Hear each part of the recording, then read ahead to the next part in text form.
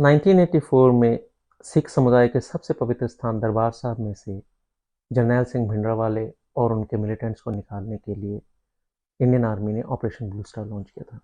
ये बात हम सब लोग जानते हैं। पर why this name operation blue star? क्या कभी आपने सोचा है? Let's get to know it. Thank you for watching Indian defence review. This is Sumit Walia. Generally military operations के नाम मोटिवेटिंग होते हैं, वो शौर्य, पराक्रम, वेलर इसके आसपास ही होते हैं। कोई भी ऐसा नाम जो ट्रूप्स को मोटिवेट करे, जैसे कारगिल में 1999 में हमने ऑप विजय लॉन्च किया। पार्लियामेंट अटैक के बाद जब हमने फोर्स मोबिलाइजेशन की, उसका नाम ऑप पराक्रम था। जब 71 की वॉर में हमने ईस्ट बांग्लादेश के खिलाफ ऑपरेशन किया तो उसका नाम ऑपरेशन कैक्टस लिली था। That's a slightly different name. पर क्यों? क्योंकि Sam Manekshaw was fond of gardening. उनको पता था कि रेगिस्तान के कैक्टस में लिली का फूल सदियों में एक बार आता है, इसीलिए। और वो जो सिचुएशन थी, मिलिट्री सिचुएशन, वो जो अपॉर्चुनिटी थी, वो भी सदियों में एक बार आती है। That's why the name operation cactus lily. Well, still this operation blue star is different. Why? Let's get to know it.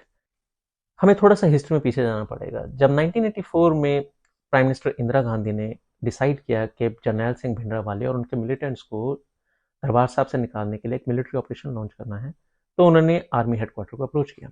Army headquarter में एक डिपार्टमेंट होता है, military operations directorate.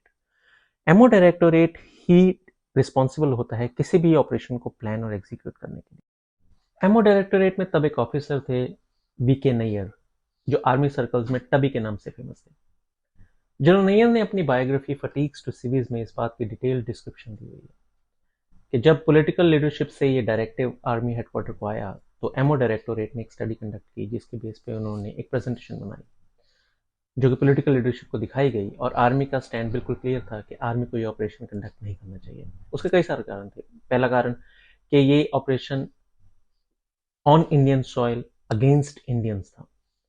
Army headquarter का मानना था कि ये एक पॉलिटिकल सिचुएशन है जो कि खराब हो गई है, जो इंटरनल सिक्योरिटी सिचुएशन में बदल गई है, जिसके लिए आर्मी सपोर्ट करने के लिए पूरी तरह तैयार थी। पर एक मिलिट्री ऑपरेशन दरबार साहब के में करना, इसके लिए आर्मी बिल्कुल भी तैयार नहीं थे, वो बिल्कुल नहीं चाहते थे। दूसरा बड़ा कारण ये था कि आर्मी में दो सिख रेजिमेंट हैं, सिख रेजिमेंट और Sikh light infantry, plus an number of officers हैं। और ये ऑपरेशन उन सब की भावनाओं को कहीं ना कहीं आहत करता। Army just did not want to do it.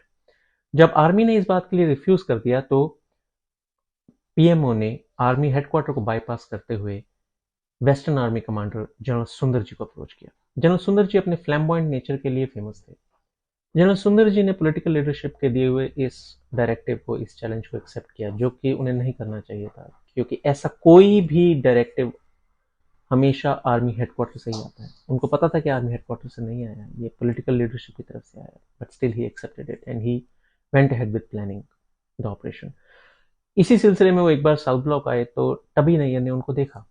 अब एक आर्मी कमांडर का आर्मी हेडक्वार्टर में आना या दिल्ली आना हमेशा ही एक बड़ी बात होती है। इसके पीछे कोई कारण होगा, बहुत सारी मीटिंग्स प्लान होती हैं, but army headquarter, MO directorate had no information that western army commander was visiting new Delhi. टबी नैयर ने एक रजिस्टर में देखा, वहां पर जनरल सुंदर जी के सिग्नेचर नहीं थे। तो टबी नैयर को तभी महसूस हुआ कि something was not right and something was being planned behind HQ's back.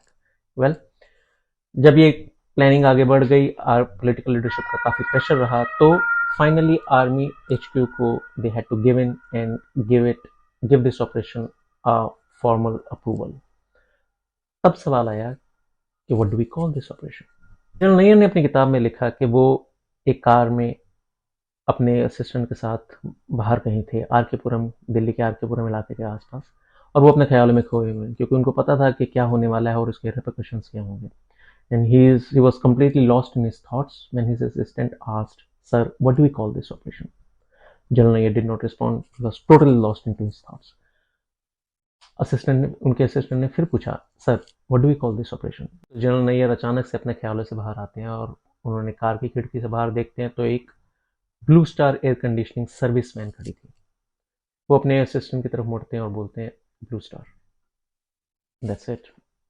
That's how this name came about. There was so much of controversy over it कि perhaps ये नाम इसलिए रखा गया है कि सिखों का एक समुदाय है निहंग, जो कि नीले कपड़े पहनते हैं, या सिख नीली पगड़ी पहनते हैं, तो साइकोलॉजिकली सिखों को टारगेट करने के लिए नाम रखा गया। No, it was nothing like that.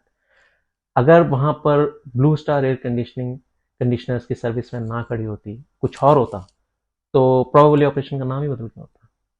So there was no controversy at all in this. Thanks for listening.